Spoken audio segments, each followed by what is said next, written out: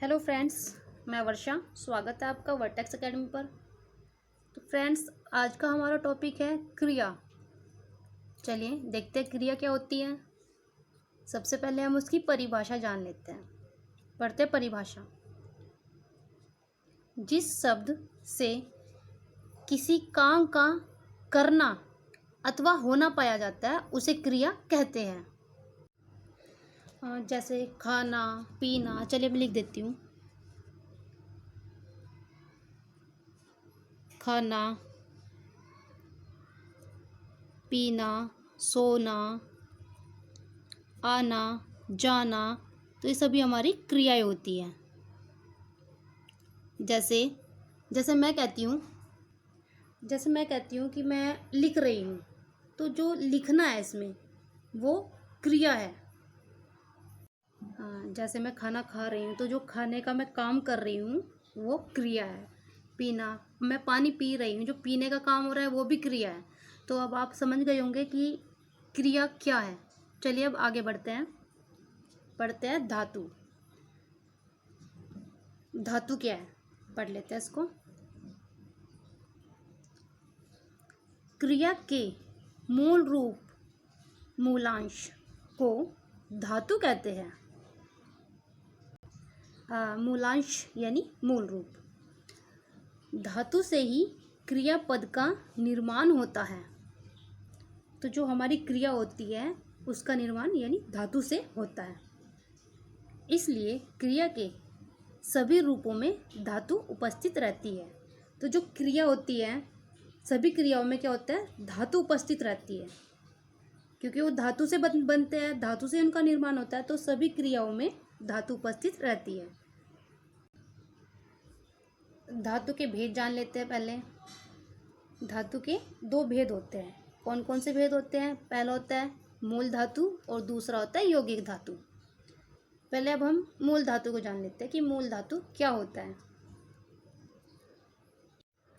तो चलिए अब जानते हैं मूल धातु को। मूल धातु स्वतंत्र होती है, यह किसी दूसरे पर निर्भर नहीं होती। तो जैसे कि अभी बताया आपको कि मूल धातु स्वतंत्र होती है। देख लेते हैं, जैसे जा, पढ़, खा, पी, आ, चल आदि। तो ये सभी इस तरह से हमारी मूल धातु होती है। अब देखते हैं यौगिक धातु। यौगिक धातु को पढ़ लेते हैं। यौगिक धातु स्वतंत्र नहीं होती। मूल धातु में क्या था? मूल धातु स्वतंत्र होती थी और यौगिक धातु जो है हमारी स्वतंत्र नहीं होती। यह किसी प्रत्यय के योग से बनती है या कई धातुओं को संयुक्त करके अथवा संज्ञा और विशेषण में प्रत्यय लगाकर बनाई जाती है। जैसे ये हमारी मूल धातु थी जा, तो मैंने यहाँ पर लिखा ये जा और इसमें मैंने ना प्रत्यय लगाया तो ये बन गया जाना। यहाँ पर लिखा हुआ पढ़, मैंने इसमें ना प्रत्यय लगाया, ये बन गया पढ़ना। खा, इसमें ना प्रत्यय लगाकर बन गया खाना। पीना, आना। तो इस तरह से हम ना प्रत्यय लगाकर या फिर कह सकते हैं कि धातु के अंत में ना जोड़ने से जो शब्द बनता है उसे क्रिया का साधारण रूप कहते हैं। अब आपको पता चल गया होगा कि धातु क्या होता है और क्रिया क्या होती है। जैसे हमारे यहाँ पर जा था, तो मैंने इसमें न जोड़ा, ना जोड़ा तो बन गया जाना। ये अभी धातु था, अब ये क्रिया बन गया जाना। पढ़ था, यहाँ पे पढ़ना हो गया, ना प्रत्यय लगा के। तो अब हम बता सकते हैं कि धातु से क्रियापद का निर्माण कैसे हुआ है। जो है धातु के मतलब क्रिया के सभी रूपों में धातु होती है। जैसे हमें पता ही चल गया, यहाँ पे अभी आपको बताया है। यहाँ पे ये पढ़ धातु थी, इसमें खा धातु थी, इसमें पी धातु थी। तो हमने क्रिया बनाने के लिए इनमें ना लगाया तो ये हमारी बन गई क्रिया। धातु से ही क्रिया बनती है। चलिए अब बढ़ते हैं आगे। क्रिया के भेद। क्रिया के दो भेद होते हैं। कौन कौन से होते हैं? पहला होता है हमारा कर्म के आधार पर और दूसरा होता है रचना के आधार पर। तो अब देखते हैं कर्म के आधार पर। तो जो कर्म के आधार पर है इसमें भी क्रिया के दो भेद होते हैं। कौन कौन से होते हैं?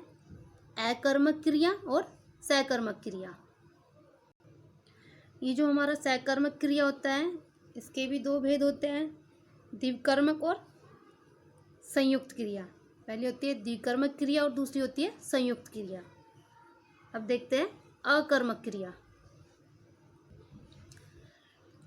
जिस क्रिया के साथ कर्म का प्रयोग नहीं होता है उसे अकर्मक क्रिया कहते हैं। जैसे बच्चा रोता है, राधा नाचती है। अब जैसे अभी यहाँ पर बताया आपको कि क्रिया के साथ कर्म का प्रयोग नहीं होता, तो यहाँ पर देखिए आप, जैसे बताया बच्चा रोता है, तो बच्चा क्या है हमारा? ये हमारा कर्ता है और ये हमारी क्रिया हो गई। तो यहाँ पर कर्म नहीं है इसलिए हमारी अकर्मक क्रिया है। राधा चलती है, कर्ता और ये क्रिया। यहाँ पर भी हमारा कर्म नहीं है, तो जहाँ पर कर्म नहीं होता वह हमारी अकर्मक क्रिया होती है। हाँ, तो अकर्मक यानी कर्म के बिना, जिसमें कर्म का प्रयोग नहीं होता। जैसे संदीप दौड़ता है तो उसमें भी हमारे पास कर्ता है संदीप, दौड़ता क्या हो गई? वो हो गई हमारी क्रिया। संदीप दौड़ता है और ये जो है ये हमारी सहायक क्रिया है। तो चलिए अब देखते हैं सकर्मक क्रिया कि सकर्मक क्रिया क्या होती है। तो जिस क्रिया के साथ कर्म का प्रयोग होता है उसे सकर्मक क्रिया कहते हैं, यानी कर्म के साथ। सकर्मक यानी कर्म के साथ, और वो क्या था हमारा? अकर्मक यानी कर्म के बिना। सकर्मक कर्म के साथ। इसके उदाहरण देख लेते हैं। जैसे माँ भोजन पकाती है, बिल्ली ने चूहा पकड़ा। तो यहाँ पर माँ हमारी कर्ता, क्रिया पकाती, कर्म क्या हमारा? भोजन को, माँ भोजन को पकाती है, तो यहाँ पर कर्म के साथ है ये, इसलिए सकर्मक है। बिल्ली ने चूहा पकड़ा, कर्ता, क्रिया और कर्म क्या हमारा? चूहे को का लोप हो रहा है यहाँ पे। बिल्ली ने चूहे को पकड़ा, तो इसलिए यहाँ पर सकर्मक क्रिया है। जैसे मैं कहूँ बच्चा दूध पीता है, तो इसमें हमारा कर्म क्या है? दूध को, बच्चा दूध को पीता है। राजू पुस्तक पढ़ रहा है, तो यहाँ पर हमारा क्या है? कर्म क्या होगा? पुस्तक को, राजू पुस्तक को पढ़ रहा है, तो यह भी कर्म के साथ है, इसलिए यहाँ पर सकर्मक क्रिया होती है। तो अब आप समझ गए होंगे कि अकर्मक क्रिया क्या होती है और सकर्मक क्रिया क्या होती है। एक बार फिर दोबारा बता देती हूँ।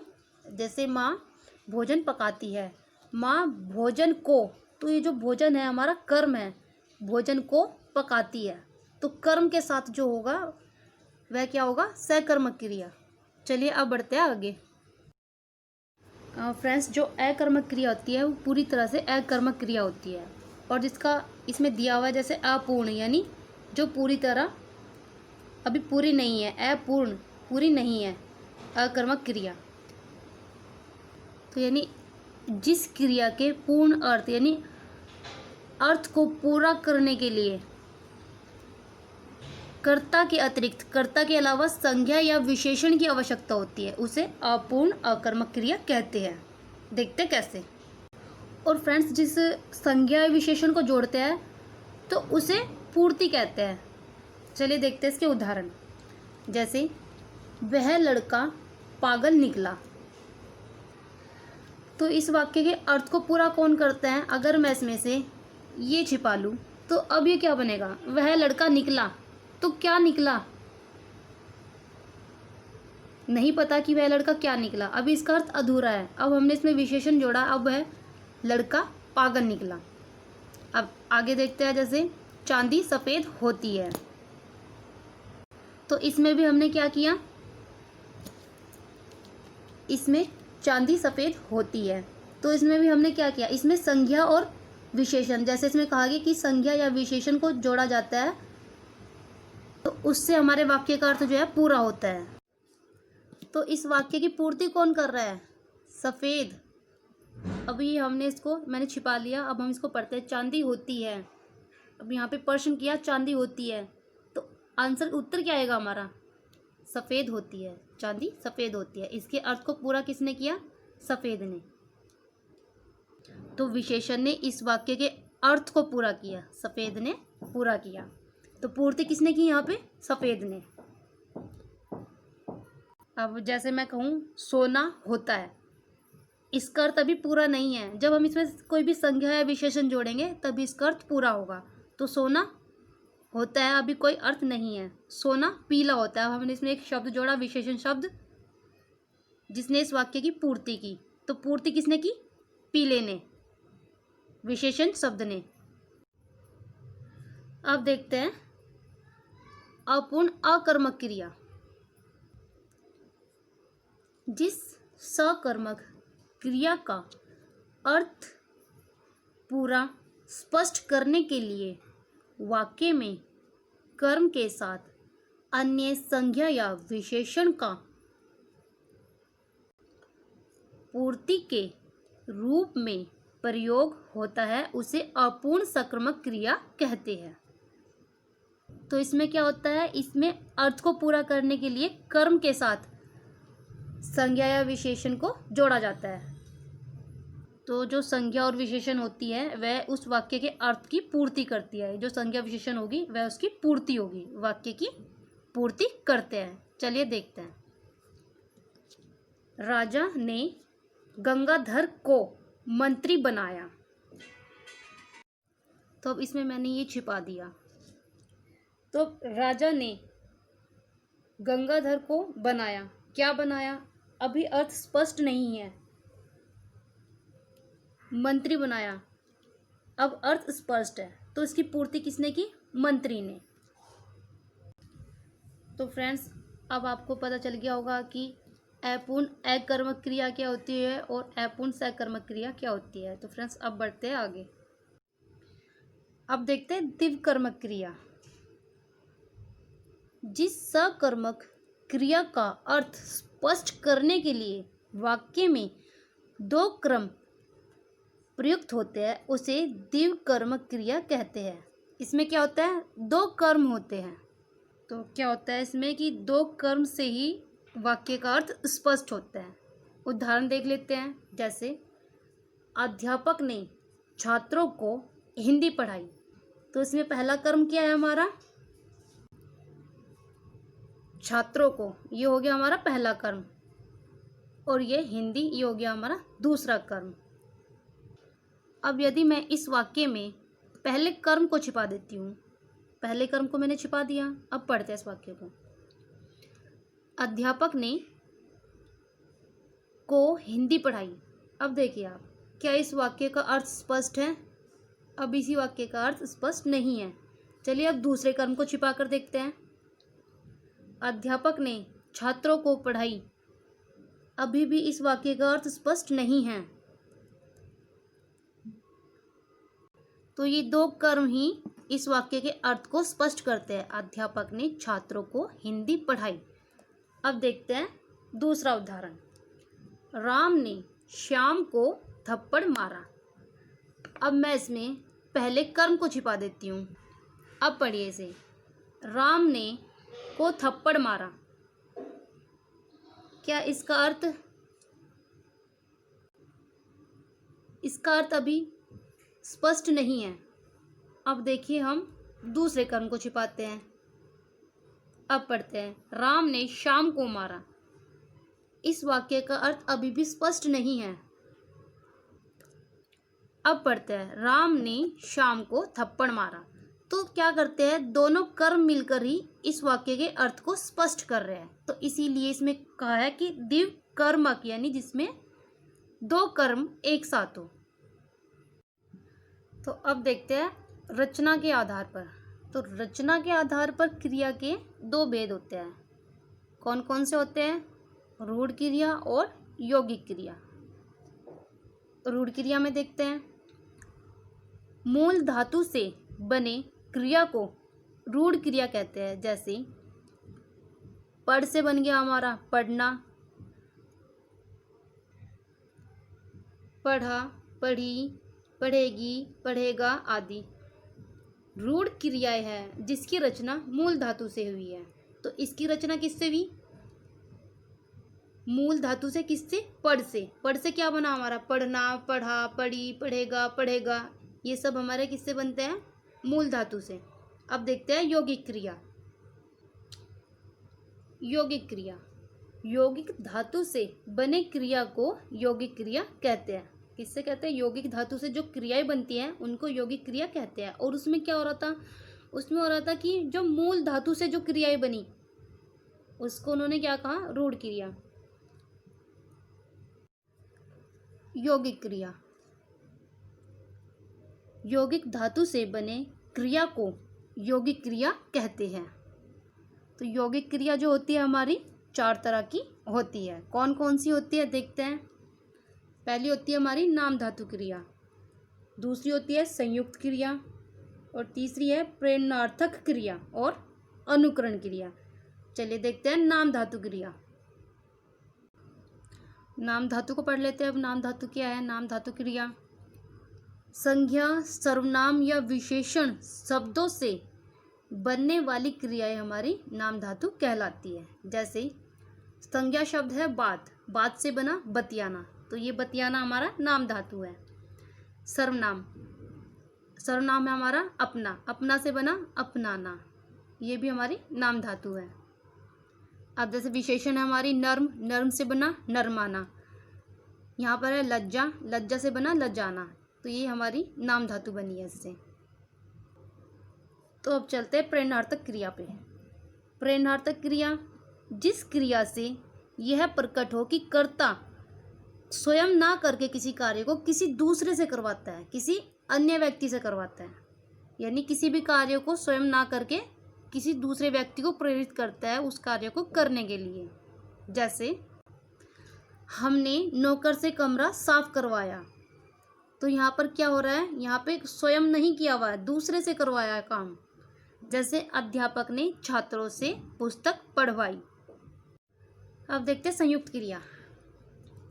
जब एक से अधिक क्रियाएं एक साथ प्रयुक्त होकर एक ही कार्य का बोध करती है, वहाँ पर हमारी संयुक्त क्रिया होती है। जैसे मोहन ने खाना खा लिया है, तो यहाँ पर क्या हो रहा है? जैसे कि अभी इसमें बताया कि एक से अधिक क्रियाएं एक साथ प्रयुक्त होकर एक कार्य का बोध करती है। जैसे और यहाँ पर देखिए मोहन ने खाना खा लिया है, तो यहाँ पर क्या है? पहली क्रिया क्या है हमारी? खा, और दूसरी क्रिया क्या है हमारी? लिया है। चलिए अब देखते हैं कि अर्थ की दृष्टि से जो है हमारी संयुक्त क्रियाओं के भेद। तो अर्थ की दृष्टि से जो है संयुक्त क्रियाओं के निम्न भेद हैं। सबसे पहले हमारा आरंभ बोधक। आरंभ, आरंभ से ही पता चल रहा है हमें, यानी किसी कार्य का शुरू होना। जैसे बादल गरजने लगे, बच्चा रोने लगा, बारिश होने लगी या पानी बहने लगा, तो यहाँ पर क्या हो रहा है? कार्य का आरंभ होना है। चलिए दूसरा देखते हैं समाप्ति बोधक। समाप्ति बोधक में क्या होता है? जहाँ पर किसी भी काम की समाप्ति का बोध होता है। जैसे समय बीत चुका है, काम कर दिया है, यानी जिसमें काम हो गया हो, समाप्ति हो चुकी है काम की। अगला देखते हैं निरंतर बोधक। इसमें क्या हो रहा है फ्रेंड्स? इनके नाम से ही हमें पता चल रहा है। अब जैसे हमारा आरंभ बोधक था, उसके नाम से ही शुरू पता चल रहा है कि आरंभ यानी कार्य को शुरू करना। समाप्ति बोधक में पता चल रहा है कि समाप्त हो चुका है, जहाँ पर समाप्ति हो रही है। अब है हमारा निरंतर बोधक, यानी इसमें कार्य की निरंतरता। जैसे गाड़ी चलती गई, वह बोलता रहा, यानी किसी भी कार्य की निरंतरता यानी लगातार। बच्चे खेलते रहे, जैसे कीड़ा सरकता गया, वह बोलता रहा, तो ये सभी हमारे क्या है? निरंतर बोधक। तो आगे देखते हैं अभ्यास बोधक। अभ्यास बोधक, अभ्यास यानी अभ्यास हो रहा है। जैसे बच्चा सदैव खेला करता है, वह हमेशा कुछ ना कुछ पढ़ा करता है, यानी एक अभ्यास का बोध हो रहा है जहाँ पर। आगे आता है इच्छा बोधक, यानी यहाँ पे जहाँ पे एक इच्छा प्रकट हो रही है, जहाँ पर जैसे बच्चा खेलना चाहता है, राधा नाचना चाहती है, वह पुस्तक पढ़ना चाहता है, जहाँ पर एक इच्छा का बोध होता है वहाँ पर इच्छा बोधक आता है।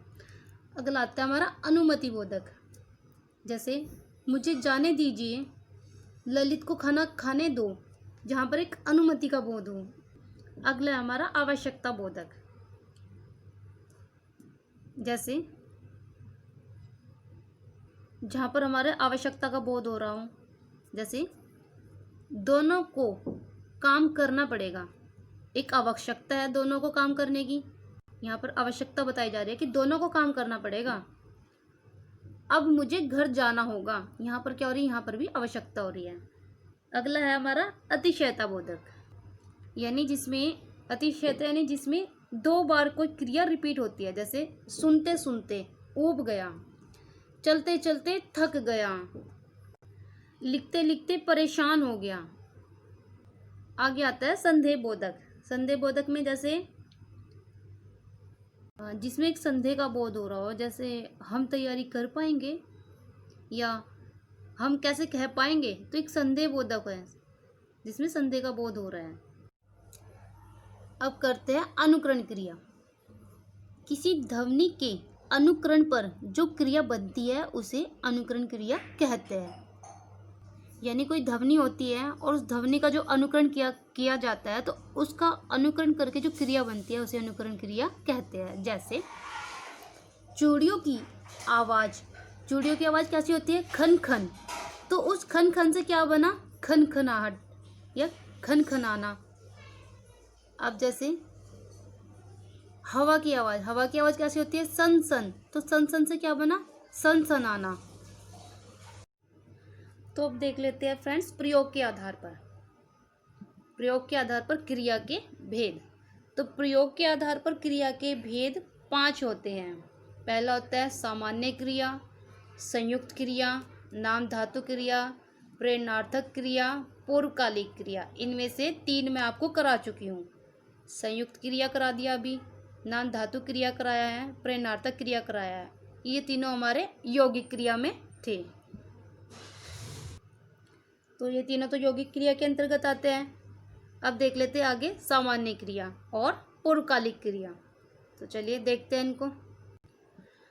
सामान्य क्रिया, जब किसी वाक्य में एक ही क्रिया का प्रयोग हुआ हो तो उसे सामान्य क्रिया कहते हैं। यानी जिसमें एक ही क्रिया का प्रयोग हो रखा है तो वहाँ पर हमारी सामान्य क्रिया होती है। जैसे दीपा पुस्तक पढ़ती है, यहाँ पर एक ही क्रिया है।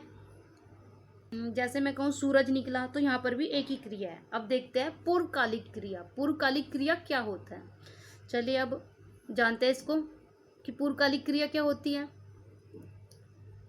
जब कर्ता एक क्रिया को समाप्त करके दूसरी क्रिया करना प्रारंभ करता है तब पहली क्रिया को पूर्वकालिक क्रिया कहा जाता है। यानी जब कर्ता क्या करता है कि पहली क्रिया को समाप्त कर देता है और दूसरी क्रिया को शुरू कर देता है, जो पहले वाली क्रिया होती है हमारी पूर्वकालिक क्रिया कहलाती है।